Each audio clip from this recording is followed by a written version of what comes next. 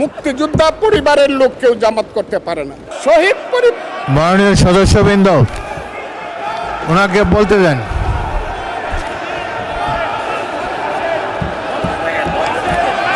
মাননীয় সদস্যবৃন্দ, order order, আপনারা শৃঙ্খলা রক্ষা করুন। মাননীয় সদস্যবৃন্দ, সংসদে শৃঙ্খলা রক্ষা করুন। মাননীয় সদস্য ফজলুর রহমান, আপনি শেষ করুন, কষ্ট পাইতেছেন, বক্তব্য শেষ করুন। আমি আবারও বলে রাখলাম, শহীদ পরিবারের লোক তো জামাত করতেই পারে না, আর জামাত করলে ডাবল অপরাধ করতেছে। মুক্তিযোদ্ধাকে যেভাবে 5ই আগস্টের সঙ্গে যোদ্ধাদের সঙ্গে তুলনা করা হয়েছে, 5ই আগস্টের যোদ্ধাদেরকে আমি ছোট করে দেখি না।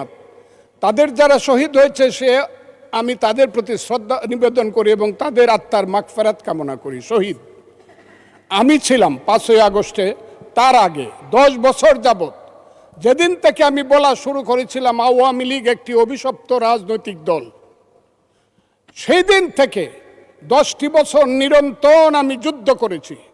আমি আমার যেদিন সর্বশেষ 28শে অক্টোবর নয়াপল্টনের মাঠ থেকে 10 লক্ষ লোকের মিছিলটাকে ফ্যাসিস্টরা ভেঙে দিল, অনেকেই জেলে চলে গেলেন, অনেকেই পলাতক ছিলেন, হাজার হাজার নেতাকর্মীর নামে যেদিন যুদ্ধ হলো, সেদিন আমি বললাম যে আমি সংসপ্তকের ভূমিকা পালন করব, জয় অথবা মৃত্যু। আমি হাসিনা সরকারের বিরুদ্ধে সব কিছু করব। স্ত্রীকে বললাম তুমি বিধবা হতে পারো, সন্তানদেরকে বললাম তোমরা এতিম হতে পারো, কিন্তু শেখ হাসিনা সরকারের পতন না হওয়া পর্যন্ত আমার যুদ্ধ চলবে। এবং আমি বোধহয় একমাত্র ব্যক্তি যে 4 আগস্ট দুপুর 1টার সময় বলেছিলাম যে আগামী 24 ঘন্টার মধ্যে শেখ হাসিনা চলে যাবে, কারণ তার সরকার উত্তর সিরানা হয়ে গেছে, এবং 23 ঘন্টার মধ্যে শেখ হাসিনার সরকার চলে গিয়েছিল। আমি সেই আন্দোলনে ছিলাম। বলতে পারেন মিছিলে ছিলেন না, আমি মিছিলে ছিলাম না আপনাদের মতো, কারণ আমার বয়স 23 বছর ছিল, তখন আমি এরশাদ বিরোধী মিছিলের প্রধান নেতা ছিলাম আমি। কিন্তু এখন আমার বয়স 78 বছর, আমার ছেলে ব্যারিস্টার 5 বছর আগে, আমার ছেলে ইঞ্জিনিয়ার 10 বছর আগে, তারা 5 দিন পর্যন্ত বাসায় আসেনি, তারা মিছিলে গিয়েছিল, তারা কেউ বাসায় আসেনি। কাছেই আগস্ট মাসকে আমিও খুব ছোট করে দেখি না, তবে কোনো কারণে আগস্ট কোনো বিপ্লব নয়, আগস্ট হলো গণ অভ্যুত্থান। সেই গণ অভ্যুত্থানকে যারা মুক্তিযুদ্ধ এবং মুক্তিযোদ্ধার সঙ্গে তুলনা করতে চায়, জুলাই যুদ্ধ এবং মুক্তিযুদ্ধ, তাদেরকে আমি বলবো, সবাইকে আমি বলবো, এই কথাটা বলাই অন্যায়। কারণ মুক্তিযুদ্ধ প্রশান্ত মহাসাগরের সঙ্গে ডুবার তুলনা করা যেমন, হিমালয় পর্বতের সঙ্গে টিলার তুলনা করা যেমন, মুক্তিযুদ্ধের সঙ্গে 5ই আগস্টের তুলনা করা ঠিক তেমনি। যে যুদ্ধে সারা পৃথিবী জড়িত ছিল, যে যুদ্ধে ইন্ডিয়া 3রা ডিসেম্বর 1971 সনে আমাদেরকে সহযোগিতা করার জন্য অংশগ্রহণ করেছিল, এবং তার হাজার হাজার সৈন্য এই মাটিতে রক্ত দিয়ে গেছে, এবং যে ইন্ডিয়া আমাদের দেশের স্বাধীনতার জন্য বঙ্গোপসাগরে যে 7ম নৌবহর এসেছিল, আমেরিকার বিশ্বযুদ্ধের রিস্ক নিয়েছিল, আমাদের জন্য সোভিয়েত ইউনিয়নের বদল 3টা ভেটো দিয়েছিল, তা না হলে আমাদের দেশ স্বাধীন হতো কিনা সন্দেহ ছিল। সেই মুক্তিযুদ্ধের সঙ্গে যখন 1 মাসের গণ আন্দোলনকে তুলনা করা হয়, তখন মুক্তিযুদ্ধকে ছোট করা হয়। আমি মনে মনে ভাবি হয়তোবা আমি মরে গেলেই ভালো হতো। আমি আজকে আপনাদের কাছে প্রশ্ন রাখতে চাই, 5ই আগস্টের পরে কি হলো? আমাকে একটু 5ই আগস্টের পরে কি হলো আপনারা জানেন। এইখানে ইউনূস সরকার ছিল, আমি শিল্পকলার সামনে থাকি, একটা গান হইতে পারে নাই, একটা নাটক হইতে পারে নাই, একটা লালনের গীতি হইতে পারে নাই, একটা বাউল গান হইতে পারে নাই, সব কিছু কালো শক্তি ধ্বংস করে দিয়েছিল। তারা বলেছিল কোনো মুক্তিযুদ্ধ হয় নাই, 47-এর যুদ্ধ হয়েছে, আর 24-এর যুদ্ধ হয়েছে, আর 71-এ গন্ডগোল হয়েছে। সেই দিন মুক্তিযোদ্ধা হিসাবে আমি বলেছিলাম, আমি বলতে পারবো কিনা কথাটা আপনি, এই আলবদর রাজাকারের বাচ্চারা, এখনো কিন্তু ফজলুর রহমানদের মতো মুক্তিযোদ্ধারা জীবিত আছে। এই দেশে মুক্তিযুদ্ধ হয়েছে, মুক্তিযুদ্ধ সত্য, 30 লক্ষ লোক জীবন দিয়েছে, এটাও সত্য। এই যুদ্ধের মধ্য দিয়েই আমরা সেদিন তাদের সঙ্গে যুদ্ধ করেছি। আমার বাড়ির সামনে মব হয়েছে আমাকে হত্যা করার জন্য। সেদিন আমি আজকের পুলিশকে ধন্যবাদ দিব, আজকের মিলিটারিকে ধন্যবাদ দিব। 10 মিনিটের মধ্যে আমার বাড়ির সামনে তারা গিয়ে উপস্থিত হয়েছে আমাকে বাঁচানোর জন্য। অনেক চক্রান্তের মধ্য দিয়ে ইলেকশন হয়েছে, সেই ইলেকশনে তারা কি করেছে, আজকে যারা আমার ডান দিকে বসে আছে তারা কি করেছে, একদিন তো আমরা ভাই ছিলাম নাকি? তারা যা করেছে সেটা কল্পনা করার মতো না। যত চক্রান্ত করেছে, সেই চক্রান্তের ভিতর দিয়ে যখন তারা প্রচার করতে শুরু করলো তারা বাংলায় 2/3 মেজরিটি পেয়ে তারা পাস করবে, আমি হতবাগা ফজলুর রহমান বলেছিলাম জামাত জোট যদি মেজরিটি পায় তাহলে আমি বিষ খাবো। এই কথাটা আমি বলেছিলাম, আমি বিষ খাবো। হ্যাঁ, কথাটা সত্য, আমি বলে যাচ্ছি।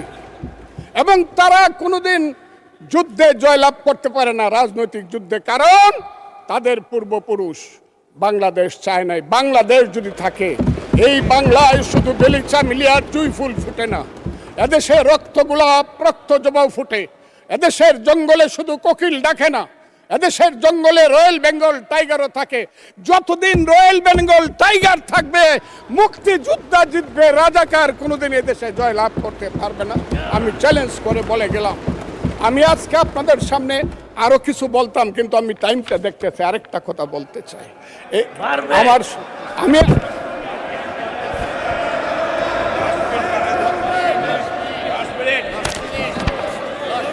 আমাকে 5 মিনিট সময় দেন, আমি শেষ করে ফেলবো।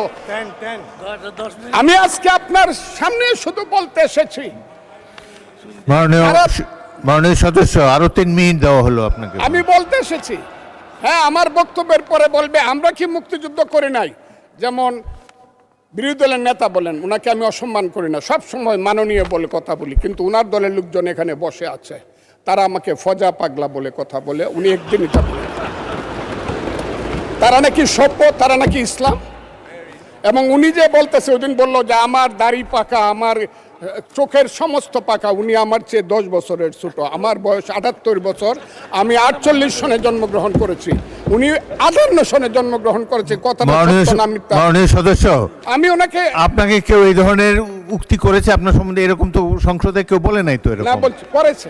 আপনি কেন নিজে টেনে করেছে আছে এখানে উপস্থিত। আমি আজকে আপনাকে বলতে চাই, আমি যে কথাটা বলতে চাইছিলাম, বিরোধী দলের নেতা বলেছেন উনি মুক্তিযোদ্ধা পরিবারের লোক এবং উনি শহীদ পরিবারের লোক এবং উনি জামাতে ইসলাম করেন। এটা ডাবল অপরাধ। মুক্তিযোদ্ধা পরিবারের লোক কেউ জামাত করতে পারে না। আর শহীদ পরিবারের লোক, মাননীয় সদস্যবৃন্দ, ওনাকে বলতে দেন।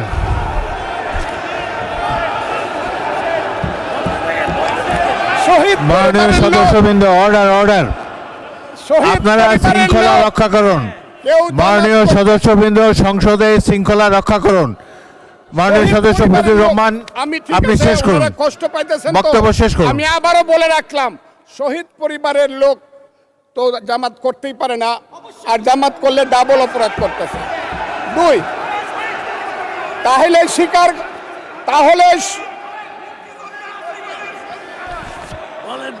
আমি আপনাদেরকে বলি, মাননীয় সদস্যবৃন্দ, আমি 1 সেকেন্ড, মাননীয় সদস্য ফজলুর রহমান, বসেন।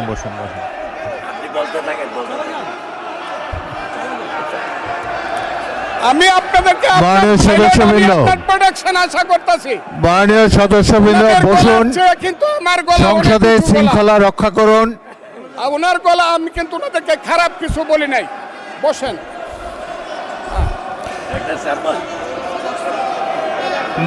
মাননীয় সদস্য ফজলুর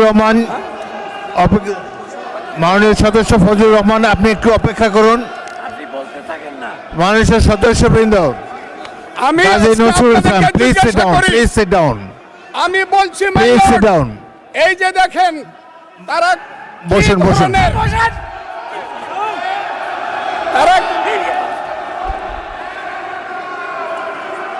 তারা কি ধরনের আচরণ করছে। আচ্ছা, আজকে তাদেরকে মাননীয় সদস্যবৃন্দ, মাননীয় সদস্যবৃন্দ, একটু মনোযোগ দিয়ে আমার কথাটি শোনার চেষ্টা করুন।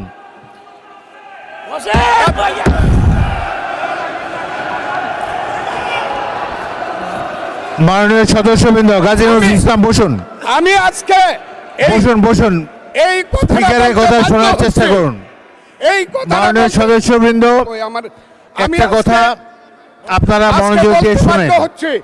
সংসদে প্রত্যেক সদস্যের ফজলুর রহমান একটু ওয়েট করেন। মাননীয় সদস্য ফজলুর রহমান ওয়েট করেন। Hold on for a second, একটু অপেক্ষা করুন। আমাদের নেতা জিয়াউর রহমানকে পাইলো এরা হত্যা করত 16ই ডিসেম্বরের আগে। মাননীয় সদস্য ফজলুর রহমান অপেক্ষা করুন। আমার শেষ, আমাকে হোল্ড অন ফর 2 মিনিটস। দেখেন ডিস্টার্ব, আমি আর তাদেরকে বল। মাননীয় সদস্যবৃন্দ, এটি বাংলাদেশের জাতীয় সংসদ। এখানে প্রত্যেকেই নির্বাচিত হয়ে এসেছেন। প্রত্যেকেরই এখানে